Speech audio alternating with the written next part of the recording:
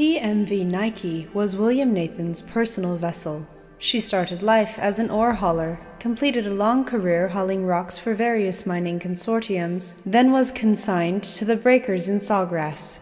William purchased her with the trust fund provided by his father, Gregor Nathan. After an unfortunate run-in with pirates, from which William barely escaped, he added armor and weapon systems to Nike's hull, sought out the marauders, and destroyed their vessel. Subsequent bounties paid for further upgrades, including the purchase of Resolute, leading to the version of the vessel seen here. Nike was armed with multiple kinetic point defense cannons and a 480mm spinal gun. Extremely heavily armored, no non-military human vessels could hope to oppose her in combat.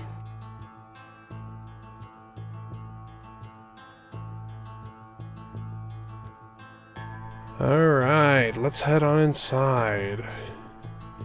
To the left we have the bridge, which the first thing I'm sure you'll notice about this bridge is the deck that is vibrating as if it's having very loud music played constantly.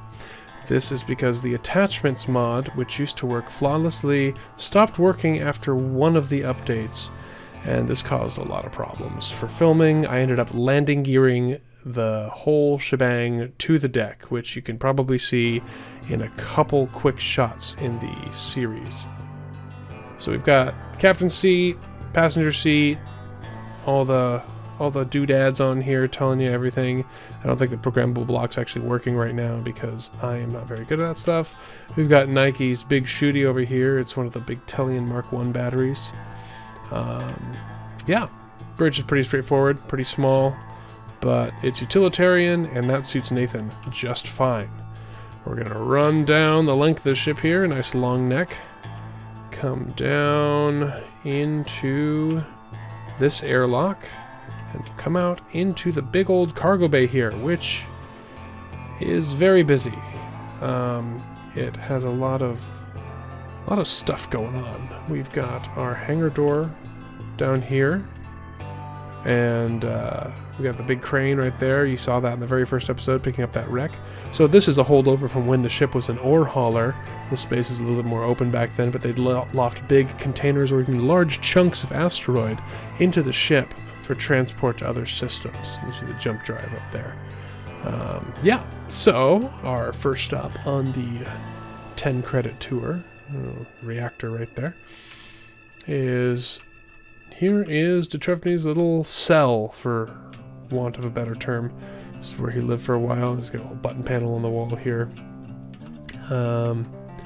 Yeah, pretty simple, pretty lame. Doesn't, I mean, look at this.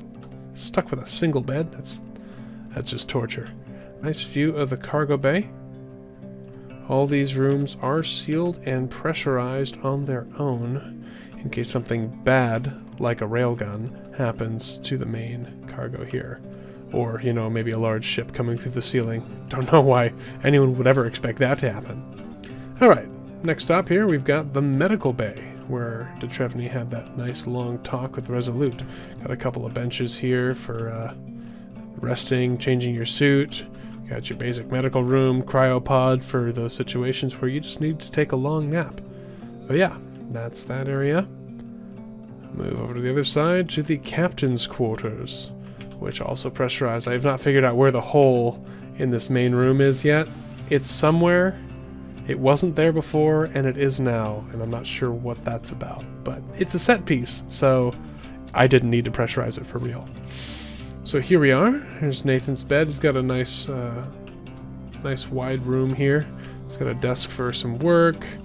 He does most of his computer work up on the bridge. That's why he doesn't have a computer terminal in here. He's got his toilet, his plants, lack of kitchen, but nobody needs to eat in space, right? Right. So, now we've got this room right here. This back here is the maintenance catwalk. It's got access to all the thrusters. It is not pressurized, so Nathan, in order to do this stuff in space, would have to depressurize this entire bay. So he usually kept this closed. Got batteries. Turn on my lights. You can see hydrogen tanks for days. Come back here. We've got the programmable block that has all sorts of useful functions with the ship. And here we have Resolute in the corner with her shackles still engaged. Yeah, so pretty basic space. Just set it up for function rather than form for the most part, but I think it served the scenes well. Turn that off and close here. Walk down here again, and we've got the engineering area where you've got all sorts of controls. Got the nuclear reactor there, and that's pretty much it for the hangar bay. The last piece of fun that we have is right down here.